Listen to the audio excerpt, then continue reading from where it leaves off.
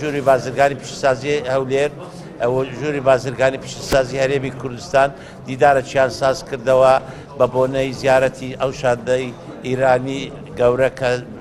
لەگەڵ جەنابی وەزیری دەرەوەی ئیران بەشداریان کردبوو و پێیان خۆش و زیارەتی ژووری بازرگانیان کردو ئەمە زۆر سوپاسیان دەکەین لە بە وەستەیشەکان ئەوە ئەتو ئەگەر بازرگانی دەکەی لە وەزعی ئەوها ئەمە دەزانی زۆری ئیشەکان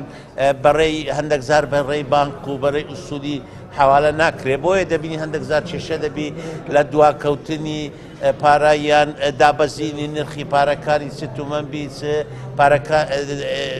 دۆلار بی بۆیە هەندێک زار ئەو کێشانە دەبی بە خۆشمان دەزان ساڵەکە ڕابوو و هەندێک کێشەی مالی لە هەرێمی کوردستان هەبوو هیواداری ئێستا هەر وەک جەنابی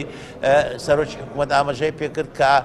لێزدەکی تشکیل دەکەن بە تایبەتی دیراسەتە و کێشانە دەکەن بەنسبەتی ئالوگۆری هەرێم مستەمیرە لەگەڵ وڵاتاندا